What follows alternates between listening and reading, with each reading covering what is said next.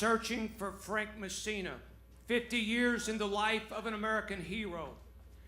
Drove to New York City, May 1994, brought 150 young people, caravan of Kentucky gypsies, poets, musicians, bands. I'm the only so-called adult supposed to be watching out for and protecting 150 excited, mad, crazy, passionate, creative teenagers. Lord, please help me, because I'm also producing New York University's 48-hour non-stop music and poetry insomniacathon to kick off NYU's week-long 50-year celebration of the Beat Generation. And the Beat Generation is here. Allen Ginsberg, William S. Burroughs, Gregory Corso, Herbert Huncke, Lawrence Ferlinghetti, Diane DePrima, Mary Baraka, Jan Kerouac, Ted Jones, Ann Waldman, Ed Sanders, Yevgeny Evtushenko, and David Amram.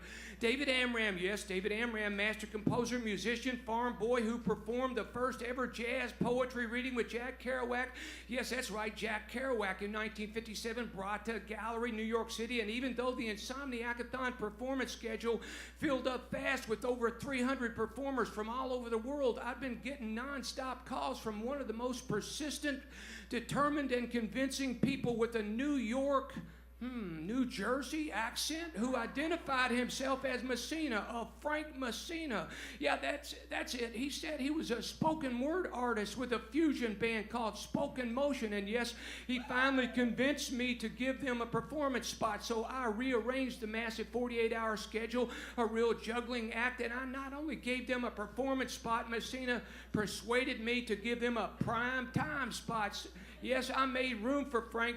Yes, I said Frank Messina and Spoken Motion, and boy, oh boy, was I glad I did, because right after I introduced them, I took my seat by Allen Ginsberg, and Allen and I were both blown away. And after their performance, I went backstage to tell Frank and Spoken Motion how great they were and that I'd like to do more work with them. So yes, ladies and gentlemen, that was the beginning of a deep and abiding 24-year friendship with numerous north, south, east, west performances, tours, recording sessions, and hangoutologies across the USA and Europe. And I'm searching for Frank Messina, the one who'll shake the ones unshaken, the fearless one, the one without bullshit. And we've stood in the trenches on the front lines of poetry of life, in the spiritual battle, the war between darkness and light. And we always choose the light. We are sons of light. We are sons of light and love and compassion and creativity. We are creative warriors in the trenches of poetry of life, never bowing down, rather facing and embracing every challenge, working nonstop to help make the world a better place for all of us.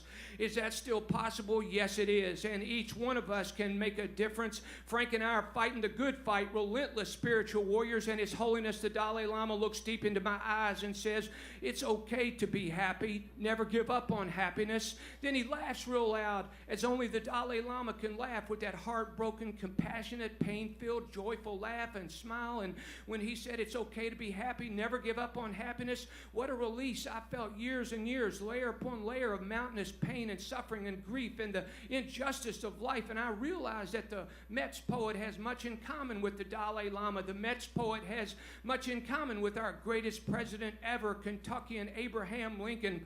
The Mets poet reminds me time and again, it's okay to be happy, never give up on happiness. And I'm searching for Frank Messina on Glen Avenue in Norwood, New Jersey, on Route 340 in Spark Hill, New York, on Broadway, New York City, at Columbia University, on Acres Avenue, Montvale, New Jersey, at Holly Place, Northvale, New Jersey, where he bartered work for a place to live, where he finished his first 911 poems, masterpieces, all on Main Street, Hackensack, New Jersey, where he lived in an office building he renovated into an apartment, where he finished Disorderly Conduct. What an important book, on Grand Street, Jersey City, New Jersey, where he started painting 50 masterpieces in a creative tsunami surge in Atrani, southern Italy, near Sicily, where his family was birthed. Atrani, Italy, where he wrote his first love poems, alone on a beach, sunk in World War II American warship, peeking its weary mast out of the turquoise Mediterranean waters. Atrani, Italy, where he meditated on the war dead, on the price some must pay for peace,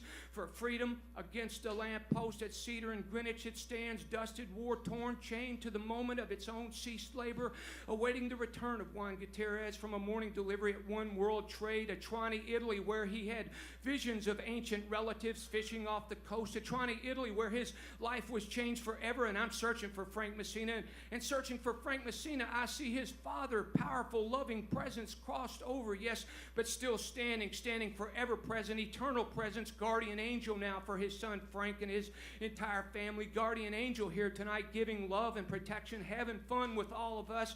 And searching for Frank Messina, I recall the shows, the concerts, the tours, the Insomniacathons, New York University, the New Eurekan Poets Cafe, the Bowery Poetry Club, Tribe Gallery, Lowell, Massachusetts, and Louisville, Kentucky, the Rudyard Kipling Kentucky Center for the Arts, New Orleans, Louisiana, the Contemporary Arts Center, the Mermaid Lounge, the Howlin' Wolf Club, London, England, the London International Poetry and Song Festivals 1 and 2, Marquee Club, the Ocean, Reykjavik, Iceland, the Museum of Modern Art, Glasgow, Scotland, the oldest pub in Scotland, Edinburgh, Scotland, the newest hip-hop club in Scotland, standing room only, Ukiah, California, City of 10,000 Buddhas, the Wanderer Tour, Hoos, the Netherlands, Meriden, Verden, More Than Words, international festivals, yes, the Netherlands, where I got ripped off by promoters of that first tour, and Frank went to bat for me, getting my money, facing down the crooked promoters, telling them he'd kick their asses through the third-story window if they didn't back down and hand over.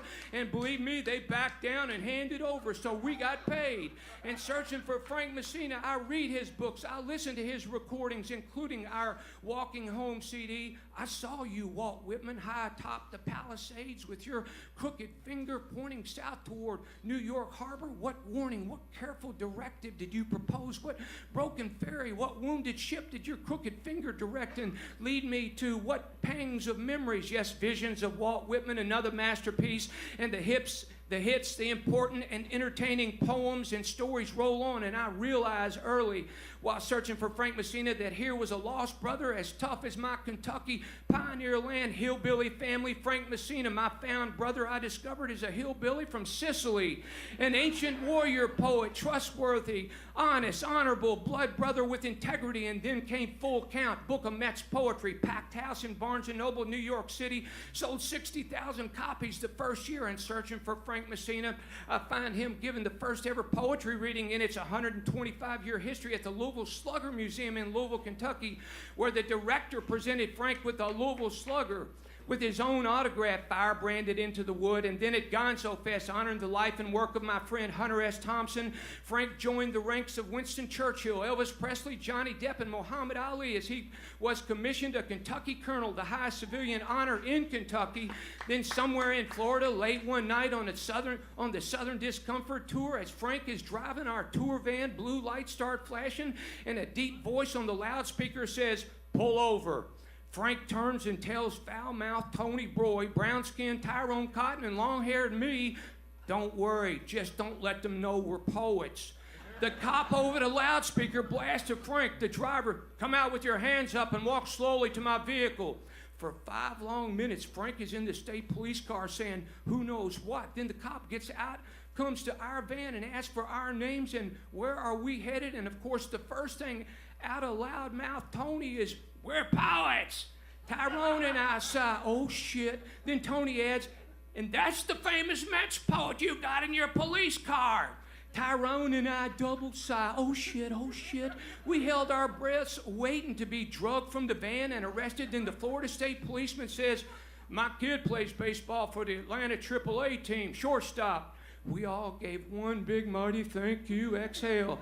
Yes, that was part of our Southern Discomfort Tour. And searching for Frank Messina, I find him performing with the one and only David Amram for the 10th anniversary of 911 at Symphony Space, and watching him on HBO's Boardwalk Empire for 4 seasons of work. Martin Scorsese, Mike Shannon, Steve Buscemi. On the first day of work, Frank is supposed to aggressively come into Steve's personal space, asking questions, demanding answers. Frank was told that no matter what you do, don't touch Steve Buscemi. Then Steve comes on set and pulls Frank aside and says, "Do me a favor, just grab me. I mean, really jolt me."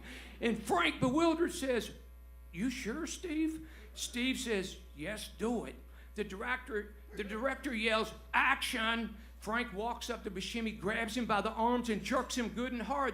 The director yells, "Cut, cut, cut!" 100 people freeze. The director yells, "Why'd you touch his arm? Did I ask you to touch his arm? I didn't say touch his arm." Frank knew his short-lived acting career was over. Then the gentle saint Steve Buscemi said, "Tim, I thought that was a brilliant idea. In fact, genius." A few uncomfortable seconds pass, and the director smiles and says, "You're right, Steve. That was fantastic.